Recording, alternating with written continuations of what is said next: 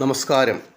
മലയാളികളുടെ സ്വന്തം ഭക്ഷണമായ നാടൻ ഭക്ഷണരീതി നമ്മുടെ ഒരു സംസ്കാരമായിരുന്നു. അതിനെപ്പറ്റി ചില വിവരങ്ങൾ നിങ്ങളുമായി പങ്കുവെക്കുകയാണ്.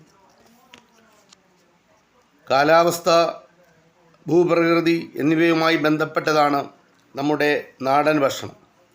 നാട്ടു സംസ്കാരവുമായി നാടൻ ഭക്ഷണത്തിന് അടുത്ത ബന്ധമുണ്ട്. വിശപ്പ് ശമിപ്പിക്കുക എന്നതിലുപരി ആരോഗ്യം പ്രദാനം ചെയ്യുക എന്നതാണ് ഭക്ഷണത്തിൻ്റെ കർത്തവ്യം. അത് തിരിച്ചറിഞ്ഞവരാണ് നമ്മുടെ പൂർവികരായ മലയാളികൾ. മുൻ തലമുറക്കാരായി നമുക്ക് പകർന്നു തന്ന നാടൻ ഭക്ഷണത്തിൻ്റെ കലർപ്പില്ലാത്ത ലോകത്തിൽ പ്രമുഖ സ്ഥാനം അലങ്കരിക്കുന്ന പല രുചികരമായ വിഭവങ്ങൾ നമുക്കുണ്ട്. അതിൽ പ്രധാനമാണ് കഞ്ഞി.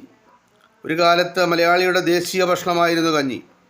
പ്രാതലിനും അത്താഴത്തിനും കഞ്ഞി കഴിച്ച് പകലന്തിയോളം പാടത്തും പറമ്പിലും പണിയെടുത്തിരുന്ന പൂർവികരാണ് നമുക്ക് ഉണ്ടായിരുന്നത്.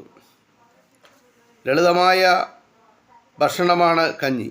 അതിനു കാരണം പ്രധാന ധാന്യവിളയായ നെല്ല് ഉമികളഞ്ഞ് അരിയൊന്ന് ചെറുതായി പൊടിച്ച് എട്ടിരട്ടി വെള്ളത്തിൽ അത് വേവിച്ച് അങ്ങനെയാണ് കഞ്ഞി ഉണ്ടാക്കുന്നത്.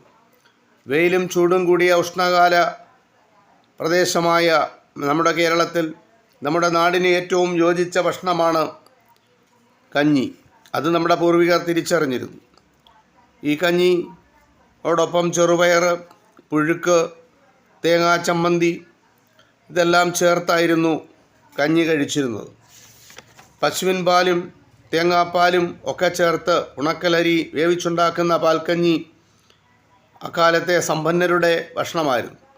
കർക്കിടക മാസത്തിൽ നവരയരിയും നാടൻ ഔഷധ സസ്യങ്ങളും മറ്റും ചേർത്ത് ഔഷധ കഞ്ഞി ഉണ്ടാക്കി കുടിക്കുന്ന ഒരു പാരമ്പര്യം മലയാളികൾക്ക് ഉണ്ടായിരുന്നു. നമുക്ക് അതുപോലെ തന്നെ നമ്മുടെ മറ്റൊരു വിഭവമാണ് നമ്മുടെ സദ്യ. അത് മലയാളികളുടെ സ്വന്തമാണ് സദ്യ. കേരളീയ സദ്യ എന്ന് കേട്ടാൽ സമൃദ്ധമായ ഒരു ഭക്ഷണം ഈ ലോകത്ത് വേറെയില്ല.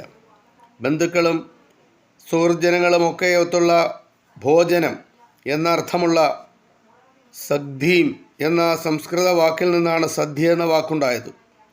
മധുരം, കയ്പ്, പുളി, ഉപ്പ്, എരിവ്, ചവർപ്പ് എന്നീ 6 രസങ്ങൾ അടങ്ങിയ ഭക്ഷണശീലം വളരെ ഉത്തമമാണെന്ന് ആയുർവേദങ്ങളിൽ രേഖപ്പെടുത്തിയിട്ടുണ്ട്.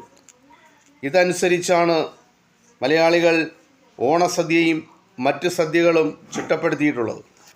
ഈ സദ്യയിലെ വിഭവങ്ങൾ എന്ന് പറയുന്നത് പലതരം